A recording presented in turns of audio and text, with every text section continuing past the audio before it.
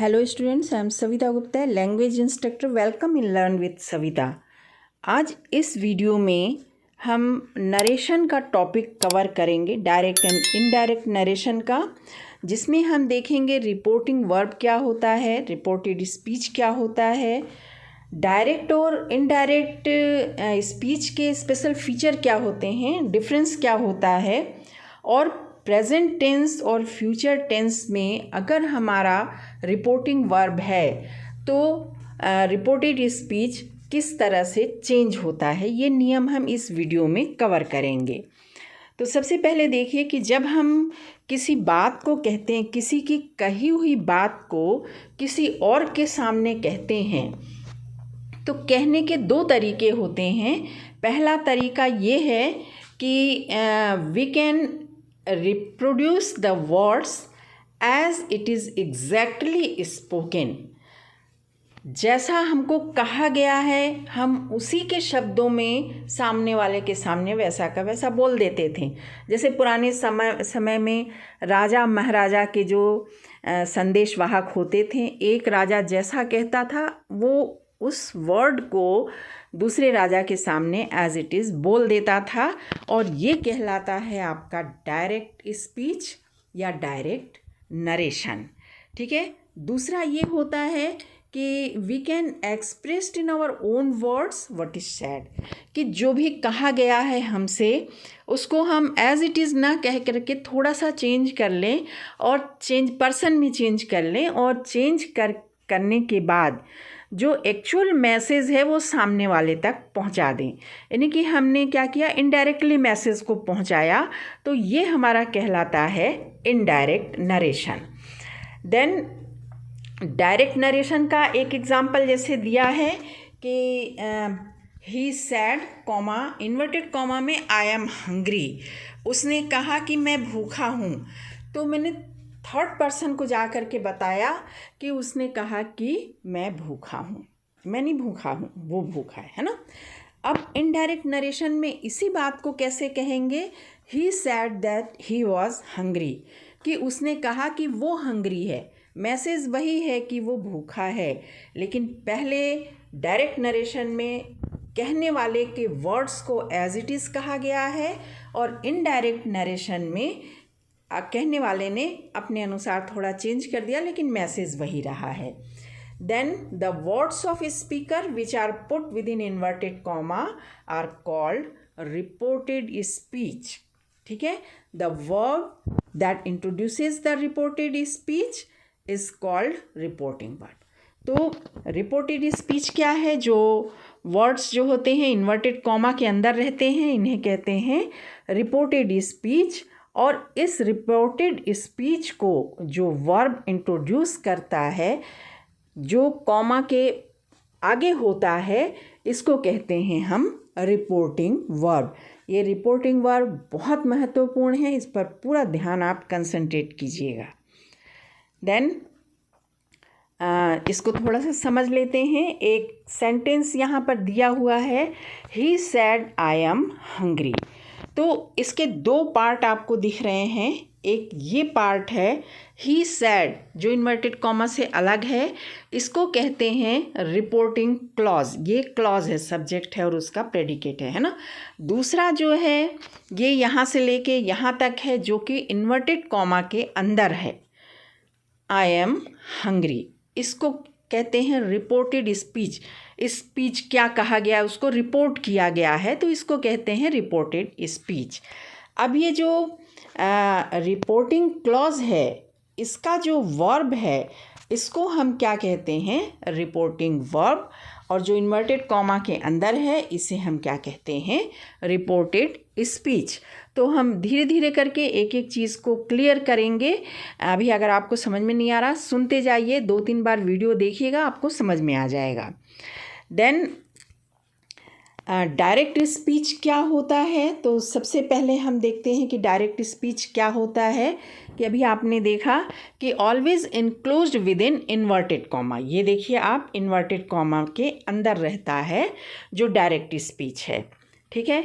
दूसरा कि always begins with capital letter I, ये हमेशा कैपिटल लेटर से, इन्वर्टेड कॉमा के अंदर हमेशा ये कैपिटल लेटर से शुरू होता है।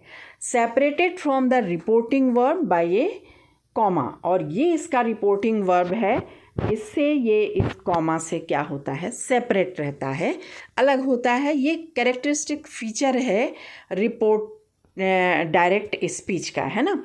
अब देखते हैं कि इनडायरेक्ट स्पीच की क्या ऐसे फीचर्स हैं, क्या पहचान है।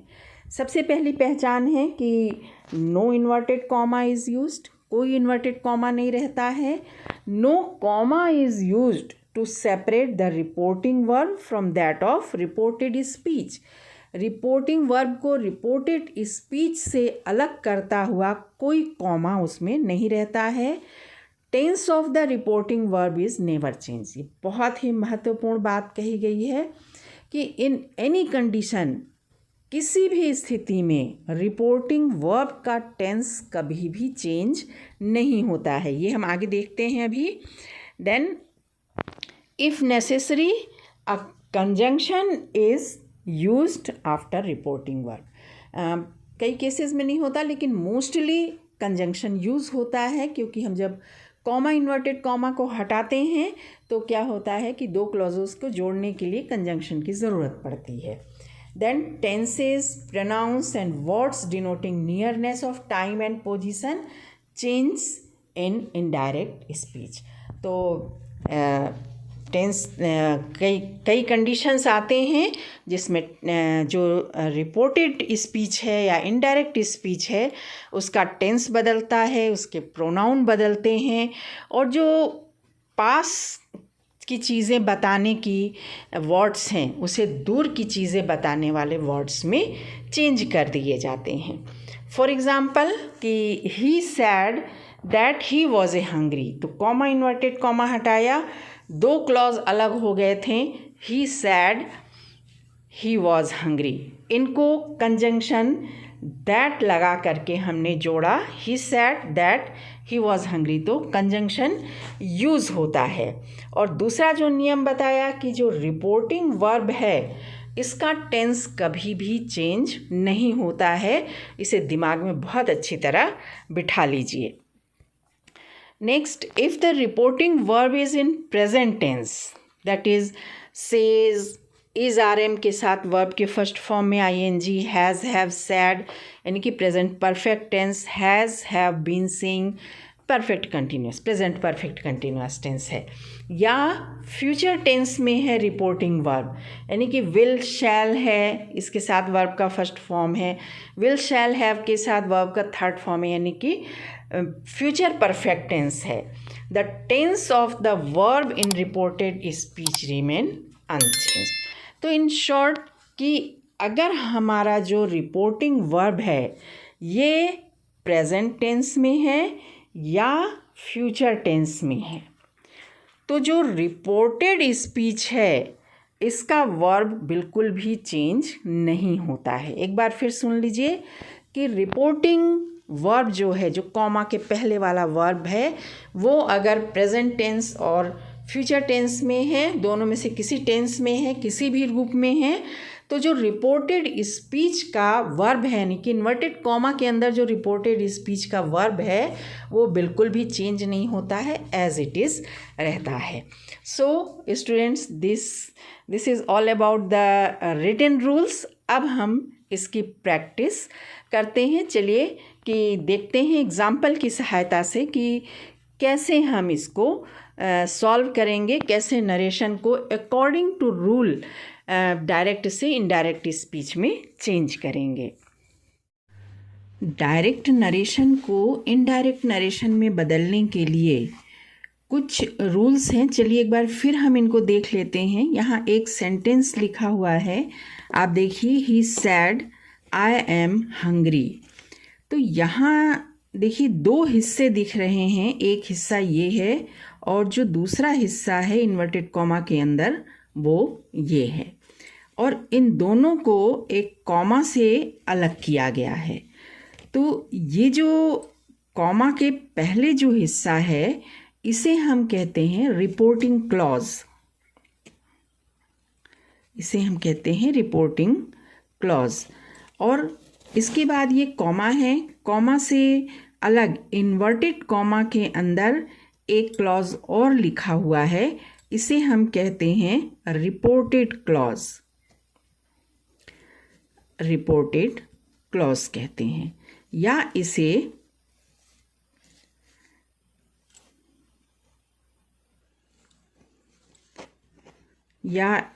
रिपोर्टेड स्पीच भी कहते हैं। रिपोर्टेड स्पीच यानी कि जिस चीज़ को रिपोर्ट किया गया है, एज इट इज़ रिपोर्ट किया गया है और इसको इन्वर्टेड कॉमा में रखा है। अब आ जाते हैं हम, ये जो रिपोर्टिंग क्लॉज है, ये जो रिपोर्टिंग क्लॉज का जो वर्ब है जो डायरेक्टली इस कॉमा से रिपोर्टेड स्पीच से अलग है, इस वर्ब को कहा जाता है रिपोर्टिंग वर्ब।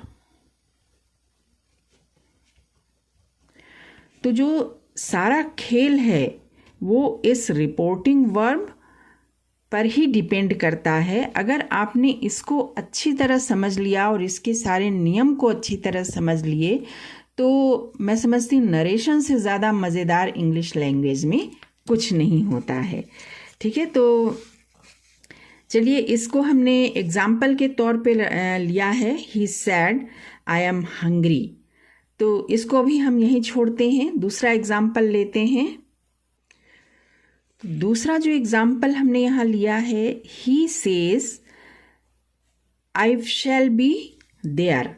तो आप यहाँ देखिए कि यहाँ पर ये जो सेज है, जो इन्वर्टेड कॉमा वाले रिपोर्टेड स्पीच और रिपोर्टिंग वर्ब से एक कॉमा से अलग है।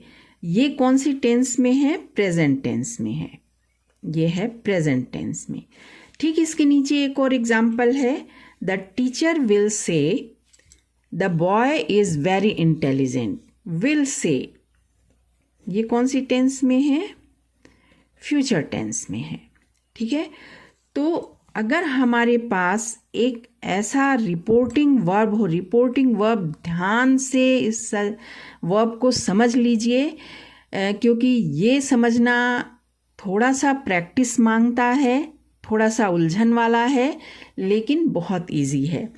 तो ये जो रिपोर्टिंग वर्ब है हमारा, ये कौन सी टेंस में है? आइदर इन प्रेजेंट टेंस और इन फ्यूचर टेंस। ठीक है, तो अगर हमारा जो रिपोर्टिंग वर्ब है ये प्रेजेंट टेंस में है, मतलब वर्ब यहाँ पर क्या है? से है या सेज है या इज एम आर के साथ वर्ब के फर्स्ट फॉर्म में आईएनजी लगा हुआ है, या फिर has, have, had, has, have के साथ वर्ब का थर्ड फॉर्म है यानी कि प्रेजेंट परफेक्ट टेंस, या हैज़, हैव, बीन के साथ वर्ब के फर्स्ट फॉर्म में आईएनजी लगा हुआ है यानी कि प्रेजेंट परफेक्ट कंटिन्यूअस टेंस, या फिर ये फ्यूचर टेंस में है, मतलब कि ये जो रिपोर्टिंग वर्ब है या इसमें विल शैल के साथ वर्ब का फर्स्ट फॉर्म लगा है या विल शैल हैव के साथ वर्ब का थर्ड फॉर्म लगा है, फ्यूचर परफेक्ट टेंस है, तो उस कंडीशन में, ठीक है, ये इन शॉर्ट अगर कहा जाए कि ये अगर प्रेजेंट टेंस में है और ये अगर प्रेजेंट टेंस में है, तो ये जो रिपोर्टेड स्पीच है इसका टेंस कभी भी नहीं बदलता है। ठीक है, तो ये जो रिपोर्टेड स्पीच है इसका टेंस बिल्कुल नहीं बदलेगा। किस कंडीशन में नहीं बदलेगा? कि रिपोर्टिंग वर्ब अगर प्रेजेंट टेंस में है या फ्यूचर टेंस में है तो रिपोर्टेड स्पीच का वर्ब चेंज नहीं होगा, लेकिन उसका प्रोनाउन चेंज होगा according to the demand of sentence. तो एक एक करके हम नियम देखेंगे। थोड़ा सा ये आपको लेंदी लगेगा क्योंकि नई चीज़ है। अभी हाल फिलहाल आप सुनते चलिए, दिमाग में रखते चलिए, समझते चलिए, वक्त आएगा तो फिर ये आपको समझ में आने लगेगा बहुत अच्छी तरह से। ठीक है, तो चलिए इस एक नियम को हम एग्जाम्पल की सहायता से समझते हैं। सबसे पहले हम बहुत ही इजी एग्जाम्पल लेंगे, इजी टू डिफ़िकल्ट चलेंगे तो आपके लिए ठीक रहेगा। फॉर एग्जाम्पल देखिए कि the teacher says there is no school tomorrow. तो सेज यहाँ पर आप देखिए क्या है, आपका रिपोर्टिंग वर्ब है, और ये क्या है, पूरा आपका रिपोर्टेड स्पीच। तो सिंपल सा नियम कि अगर रिपोर्टिंग स्पीच क्या है, प्रेजेंट टेंस में है या फ्यूचर टेंस में है, तो इसके अंदर का कोई टेंस चेंज नहीं होगा। तो इसको हम कैसे बनाएंगे, सिंपली हम लिखेंगे द टीचर सेज, अब ये कॉमा हटाएंगे और ये इन्वर्टेड कॉमा भी हटा देंगे। तो कॉमा हटाने के लिए हम इन देखिए दो क्लॉज अलग हो जाएंगे, तो इन दोनों क्लॉज को टुगेदर लाने के लिए, एक साथ लाने के लिए, जोड़ने के लिए एक कंजंक्शन का प्रयोग करेंगे, और वो कंजंक्शन हमारा क्या होता है, दैट। और एज इट इज़ इसको लिख देंगे, कैपिटल को स्मॉल कर देंगे, that there is no school tomorrow. Very easy. The teacher says only that there is no school tomorrow. एक और एग्जाम्पल देखते हैं। The professor argues his theory is correct. यहाँ argues प्रेजेंट टेंस है, S लगा, verb के first form में S लगा है, as it is subject is singular. तो हम इसको लिख लेते हैं, the professor argues, comma inverted comma हटाएंगे, दोनों क्लॉजेस को जोड़ने के लिए हम क्या लिख देंगे, दैट। एज इट इज इसको लिख देंगे, that his theory is correct. Okay, एक और एग्जाम्पल देख लेते हैं, ठीक है। ही विल से Tuesday is not a good day. Will say कौन सा टेंस है, फ्यूचर टेंस है। इसको भी हम लिख लेते, बहुत सिंपल है, बहुत ही इजी है इसको बनाना। सिंपली आप लिख लीजिए ही विल से, और ये कॉमा इन्वर्टेड कॉमा हटेगा, क्या लगा देंगे, that. Tuesday is not a good day, right? अब आप देखिए कि यहाँ लिखा है Hari says Sita is ill. Says verb का फर्स्ट फॉर्म कैसे बनेगा, Hari says, comma inverted comma हटेगा, दैट लगा देंगे, एज इट इज लिख देंगे, that Sita is ill. He will say he has lost his pen, थोड़ा सा twist, he will say future tense लिखेंगे, he will say, comma inverted comma हटेगा, that, as it is लिख देंगे, he has lost his pen. Okay, तो चलिए लगे हाथ एक नियम और देख लेते हैं। नियम ये है कि अगर रिपोर्टिंग स्पीच का जो सब्जेक्ट है वो आई है, यानी कि क्या है, फर्स्ट पर्सन है। आप देखिए यहाँ ये रिपोर्टिंग स्पीच है, या जिसे रिपोर्टिंग क्लॉज कहते हैं, इसमें फर्स्ट पर्सन है, आई है और आई है।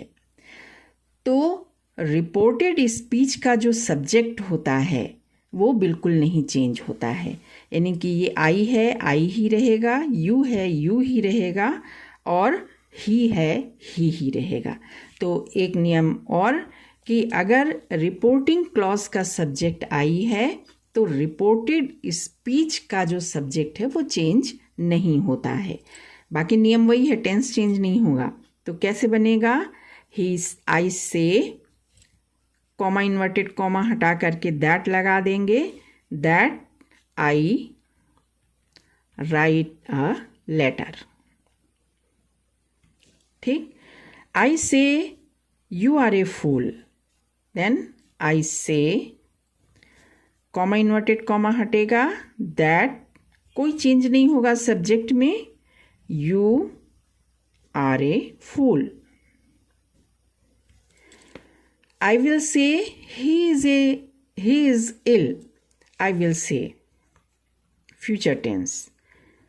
I will say, comma inverted comma हटेगा, कंजंक्शन आएगा, that he is ill।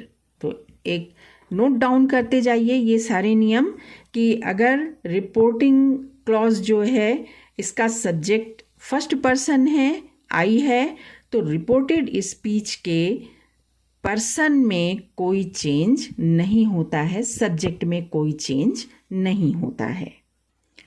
चलिए अब धीरे से एक नियम और पकड़ते हैं। आप देखिए कि यहाँ पर ये क्या है, रिपोर्टिंग क्लॉज है, और रिपोर्टिंग क्लॉज का सब्जेक्ट अगर यू है और रिपोर्टेड स्पीच में सब्जेक्ट अगर आई है, तो जब नरेशन चेंज करते हैं तो आई को हम यू में बदल देते हैं। तो चलिए एग्जाम्पल करते हैं। You say I cut the finger, तो यू से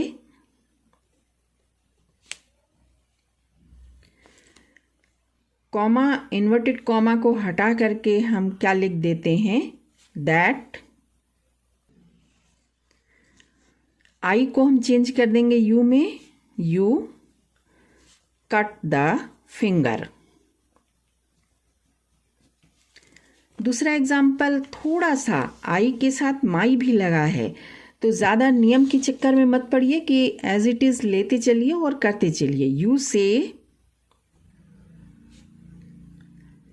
कॉमा इन्वर्टेड कॉमा हटेगा, दैट, आई है तो यू में चेंज हो जाएगा, यू कट, आई के साथ माई था, यू के साथ क्या हो जाएगा, योर हो जाएगा। थोड़ा कॉमन सेंस रखिएगा, your finger, you cut your finger. Then you say I am here, again you है हमारा रिपोर्टिंग क्लॉज में, इसको लिख लें, यू से, कॉमा इन्वर्टेड कॉमा हटेगा, दैट, रिपोर्टेड स्पीच में आई है तो इसको हम यू में चेंज कर देंगे, यू। अब आई के साथ एम आया है, यू के साथ क्या आएगा, आर आएगा, यू आर हियर। तो ये एक जनरल रूल जो है वो ध्यान रखिएगा कि किस सब्जेक्ट के साथ क्या वर्ब आएगा। ठीक है, तो अभी आपने देखा कि अगर रिपोर्टिंग क्लॉज जो है इसमें सब्जेक्ट यू है और रिपोर्टेड स्पीच में सब्जेक्ट अगर आई है तो आई को हम यू में चेंज कर देते हैं। लेकिन अगर रिपोर्टिंग क्लॉज में यू है और रिपोर्टेड स्पीच का सब्जेक्ट ही है तो इसमें कोई चेंज नहीं होता है। सिंपली हम लिखेंगे you say that he will play. इन सब के नियम हैं, नियम बाद में बताएंगे, अभी आप थोड़ा यूज्ड टू हो जाइए, फिर उसके बाद नियम की चर्चा करेंगे। चलिए एक नियम और देख लेते हैं। आप कहिएगा कि मैडम एक नियम और करके कितने नियम बताते जा रहे हैं। तो बेटा ग्रामर तो नियम का खेल है ही सही, आराम से खेलिए, मज़े ले करके खेलिए। देखिए यहाँ सेंटेंस है he says I am a student. तो सब्जेक्ट आप देखिए, ये जो रिपोर्टिंग क्लॉज है इसका सब्जेक्ट है ही, शी और सोनू, यानी क्या है, ये थर्ड पर्सन है। ठीक है, तो पहला नियम तो ये बना कि अगर रिपोर्टिंग क्लॉज का सब्जेक्ट जो है वो थर्ड पर्सन है तो ये, और रिपोर्टेड स्पीच का जो सब्जेक्ट है वो क्या है, फर्स्ट पर्सन है, आई है। ठीक है, तो नरेशन चेंज करते समय आई को हम according to reporting reporting clause के सब्जेक्ट के अनुसार चेंज कर देते हैं। ठीक है, थर्ड पर्सन में आई को हम थर्ड पर्सन में चेंज करेंगे क्योंकि यहाँ भी थर्ड पर्सन है। तो अगर रिपोर्टिंग क्लॉज का सब्जेक्ट थर्ड पर्सन है और रिपोर्टेड स्पीच का जो पर्सन है वो फर्स्ट पर्सन है, तो नरेशन चेंज करते समय उसको थर्ड पर्सन में चेंज कर देते हैं। For example, he says, comma inverted comma हटेगा, that I am a student. I को हम अकॉर्डिंग टू ही चेंज करेंगे, यहाँ लिखेंगे ही, आई के साथ एम लगा था, ही के साथ इज आ जाएगा, ही इज अ स्टूडेंट।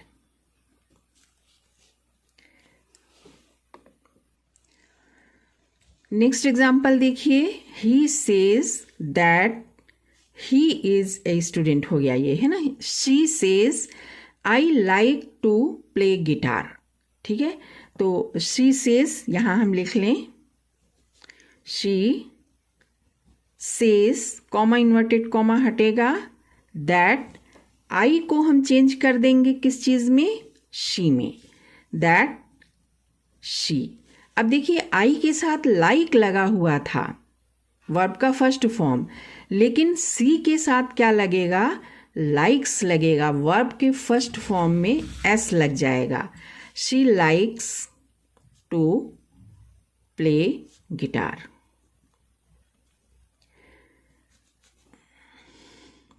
तो इंग्लिश ग्रामर के जो रूल हैं वो सभी यहाँ लागू होंगे।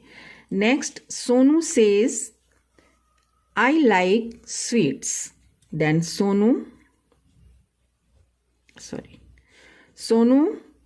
सेज, कॉमा इन्वर्टेड कॉमा हटेगा, दैट आई को सोनू जो कि एक लड़की है, दैट शी, अगेन आई के साथ लाइक है और शी के साथ क्या हो जाएगा, लाइक्स स्वीट्स। राइट, तो आई होप कि छोटे छोटे नियम हैं और बहुत ही प्यारे प्यारे नियम हैं। उम्मीद है कि आपको समझ में आ रहे होंगे। आप सिर्फ नोट डाउन करते जाइए। मैंने बहुत सिंपल से सिंपल एग्जाम्पल ले करके आपको बताया है ताकि आपके दिमाग में ये अच्छी तरह बैठ जाए। एक बार अगर आपके दिमाग में छप गया तो बाकी तो कठिन वाले एग्जाम्पल आप कर ही लेंगे आराम से। तो चलिए अब इन 4 एग्जाम्पल में नियमों को समराइज कर लेते हैं। मैं एग्जाम्पल सॉल्व कर रही हूँ, नियम आप सोचिए और बताइए। पहला है, you say I cut my finger. ठीक है, नियम नहीं बताऊंगी मैं। देन आई से है ना, then I say that I cut my finger. आप देखिए नियम कौन सा लागू होता है। सेकेंड एग्जाम्पल है, you say I cut my finger. You say that you cut, I के साथ माई है, यू के साथ क्या हो जाएगा, your finger. He says, I cut my finger. He says that he cut, I के साथ माई लगा है, he के साथ क्या हो जाएगा, his finger. Then she says, I cut my finger. She says that she cut, अब देखिए आई के साथ कट लगा है, वर्ब का फर्स्ट फॉर्म, शी के साथ हो जाएगा कट्स, एस लग जाएगा, दैट शी कट्स, आई के साथ माई, शी के साथ क्या हो जाएगा, हर फिंगर।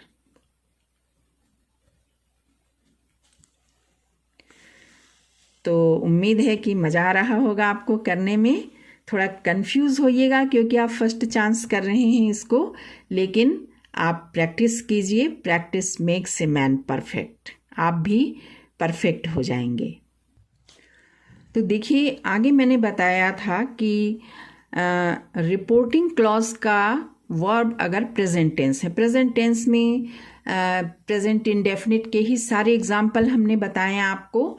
तो प्रेजेंट इंडेफिनिट भी हो सकते, प्रेजेंट परफेक्ट भी हो सकते हैं, परफेक्ट कंटिन्यूस भी हो सकते हैं, या इसी तरह फ्यूचर सिंपल फ्यूचर हो सकता है, फ्यूचर परफेक्ट टेंस हो सकते हैं। तो इनके भी हम एग्जाम्पल एक एक देख लेते हैं। ये वर्ड्स थोड़े से भारी हैं, लेकिन आई होप कि नियम अगर आपको मालूम है तो वर्ड्स का कोई मतलब नहीं निकलता है, बड़े आराम से आप अपना जो ग्रामर है वो कर लेंगे। He says children like to play, then he says simple present tense, comma inverted comma हटेगा, दैट चिल्ड्रन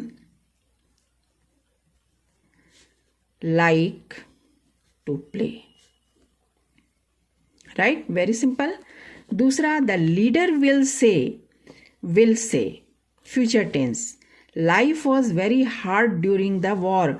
तो ये life was very hard during the war, इसका मतलब क्या होता है, क्यों लिखा है, इससे आपको कोई मतलब नहीं है। आप ये देखिए कि रिपोर्टिंग वर्ब कौन से टेंस में है, दैट लगाइए और पूरा छाप दीजिए, ठीक है। The leader will say that, कोई मतलब नहीं, लिख दीजिए पूरा, that life was very hard during the war. Next example लेते हैं। He has said dogs would be hard to beat in faithfulness. तो अब देखिए कि यहाँ रिपोर्टिंग क्लॉज जो है, इसका जो वर्ब है ये प्रेजेंट परफेक्ट टेंस में दिया है।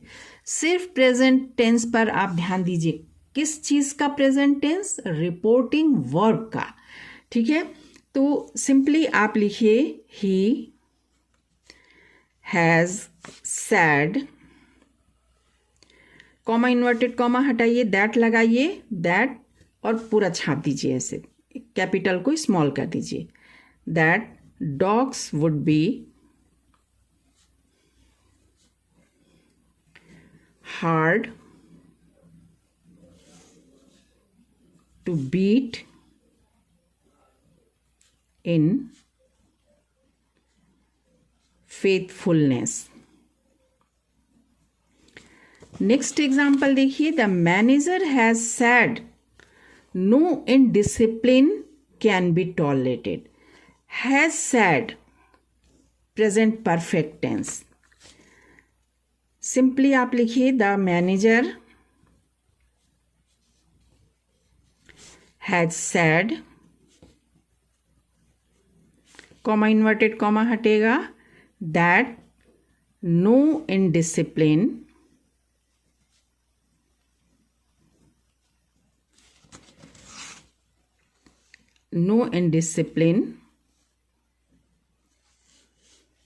can be tolerated. Okay, next example, the peon will say the salary is very low. Will say, तो ये क्या है, टेंस है, simple future tense. The peon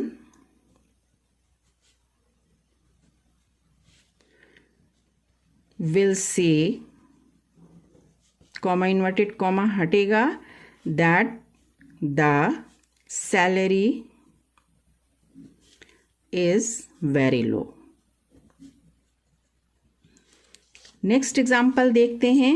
the secretary of the club is saying the show was very successful. ठीक है, is saying present continuous tense. ठीक है, क्या है प्रेजेंट कंटिन्यूअस टेंस में, ध्यान दीजिएगा, रिपोर्टिंग क्लॉज का जो वर्ब है जिसे हम रिपोर्टिंग वर्ब कहते हैं वो है प्रेजेंट कंटिन्यूअस टेंस में। तो इतना तो हम पूरा लिख लें। The secretary of the club is saying, comma inverted comma हटा दीजिए, that the show was very successful. Okay, then last example हम लेते हैं। The coming generation will say a man like Gandhi could never have lived in flesh and blood. ठीक है, कहीं के verb से आपको मतलब नहीं होना चाहिए। मतलब क्या होना चाहिए आपको? सिर्फ रिपोर्टिंग वर्ब से मतलब होना चाहिए। एज इट इज सिर्फ दैट लगा करके लिख दीजिए। कोई मतलब जानने की कोशिश मत कीजिएगा कि इस सेंटेंस का मतलब क्या होता है या किसी भी सेंटेंस का मीनिंग क्या होता है, उलझिएगा नहीं। सिर्फ रिपोर्टिंग वर्ब पे कंसंट्रेट कीजिए। The coming generation will say, comma inverted comma हटेगा, आ जाएगा that A man like Gandhi could never have lived in flesh and blood। बहुत ही प्यारा सेंटेंस है। So students, this is all about the simplest rule of narration, है ना। ये पूरा नहीं है, अभी एक टुकड़ा है, एक कतरा है, एक बूंद है समंदर का।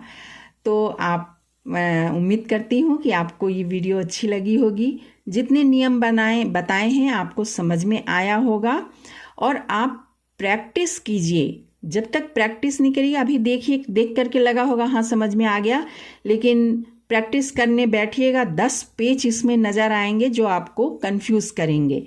तो ऐसे अगर कंफ्यूजन वाले सेंटेंस आते हैं लिख करके कमेंट बॉक्स में दीजिए, मैं उसको सॉल्व ज़रूर करूँगी और अगले वीडियो में अगले थोड़े और रूल के साथ फिर मिलते हैं। Thank you, thanks for watching the video. Exam की बहुत अच्छे से तैयारी कीजिए।